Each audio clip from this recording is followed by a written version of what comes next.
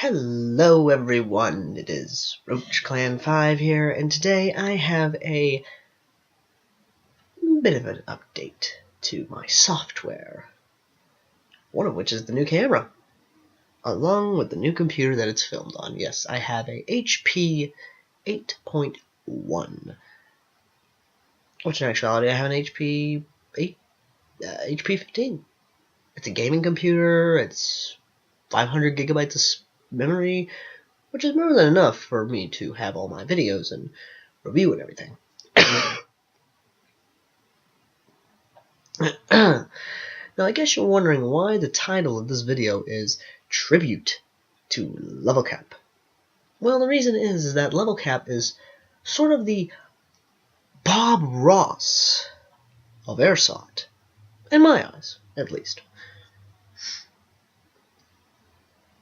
So the big question is, what am I reviewing that Levelcap has that could be considered a tribute to the man that I consider Bob Ross of Airsoft?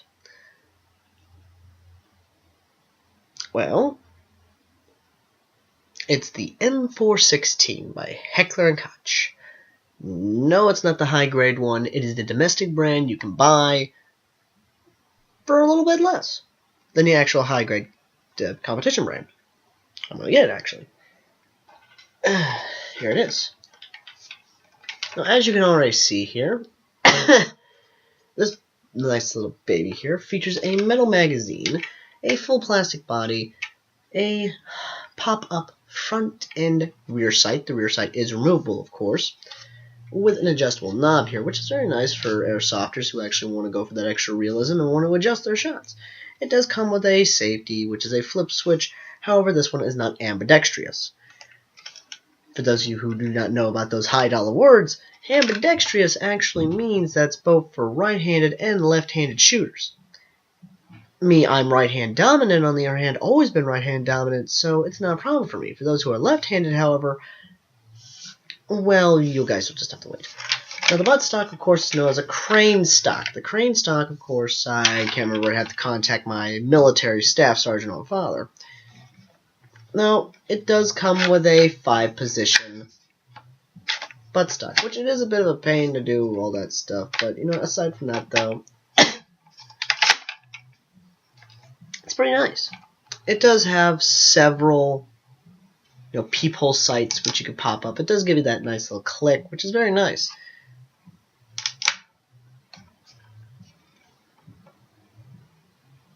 What? What, do you think I'd be giving exposition by this point? You're wondering if I'm going to ever give exposition? How fine I shall give exposition, you little goats. But the reason I'm more calm and collective is because it's a tribute video to Levelcap.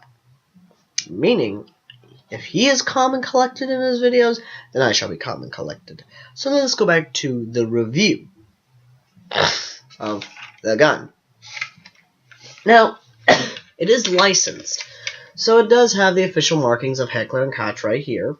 It does have all the markings of a 416, which I like that. And the gun does feel nice. It feels good, even though it's a plastic body, but the plastic body itself is actually very nice.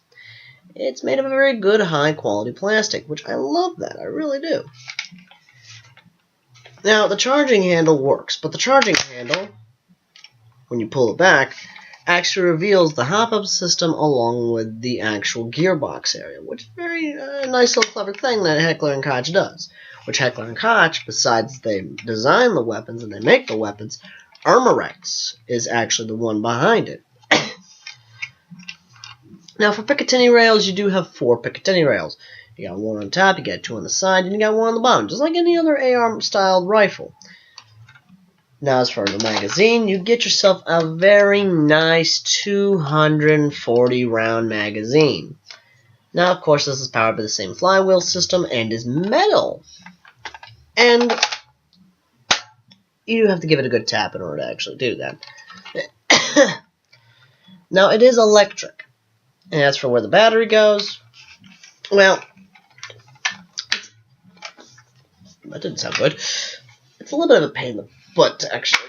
There we go. You push down the buttstock, which is plastic, not really much rubber, but aside from that, you actually do get a very nice scope of the actual butts, which the battery in general is actually a nice little 2-stick battery, which I can't remember the name of it at the moment, but it's very nice. And it's pretty simple to actually put the battery in there and everything like that. The 2 battery sticks actually go down the actual buttstock. It's very nice. And when you're done with that, of course, you can put your buttstock here and then slide it firmly back into place until you hear that nice little click. Which is very nice. Now, as for how hard the gun hits, and you're all probably asking me, how fast does it go? It's a whopping 340 feet per second. Now that's with 0.12 grams on the other hand. You go any higher, that feet per second is going to go up. Now I haven't personally fired this gun yet because I'm vacationing in St. Louis, in the city where it's not exactly legal to go outside, unlike the country, and shoot off your guns. In the city, they frown on that sort of thing.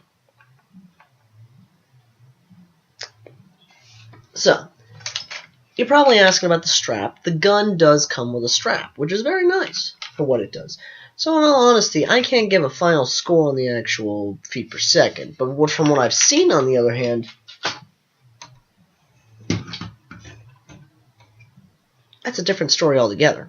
From what I've seen of videos of the gun is spot on accurate, the gun fires well, and it's very great to mod. I have seen people online mod this gun with a flat hop, with a miracle barrel, with so many other different modifications that it ain't funny. Okay, it can be funny to some of the mods, but still. The modification factor on the gun is extremely high, and I love it. I truly do.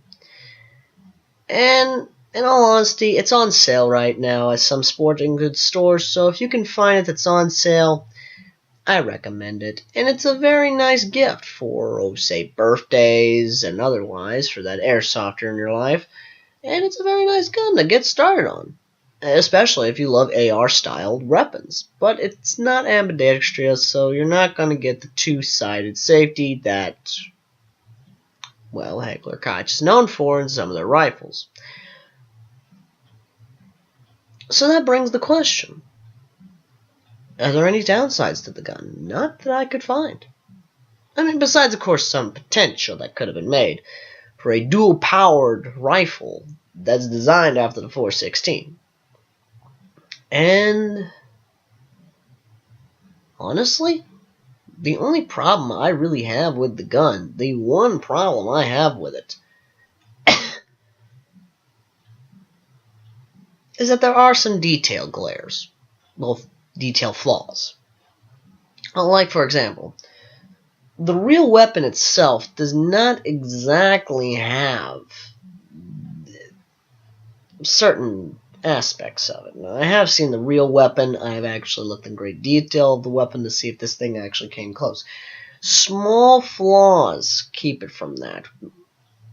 If there's, it doesn't exactly accept certain laser sights. It doesn't exactly accept certain aspects of airsoft equipment, so it only takes real-world equipment.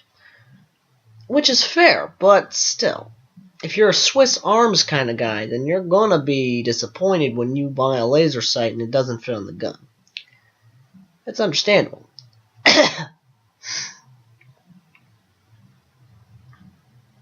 But aside from that, though, everything about it is perfect. Almost spot-on perfect. So, the question is, will I give my usual 1 to 10 review of an airsoft gun, or will I do like Levelcap and just say have a good time and sign off? Well, even though this is a tribute to Levelcap and everything Levelcap is, that Bob Ross of Airsoft, I cannot do that. I cannot betray who I am, and as such, the gun does miss that legendary status of 10 out of 10, with just a minor flaw. But I can't exactly give it a perfect score. But what I can give it Being a Heckler & Koch gun and with its long history behind it as well as the company itself, I can give the gun a definite 9 out of 10. With a nice, very perfectly good, and this is a real thing, people, this is a real thing, I can give it a definite gas mask of approval. That's right, a gas mask. Why a gas mask? Because I like gas mask. So this gun does get my gas mask of approval. Oh yeah!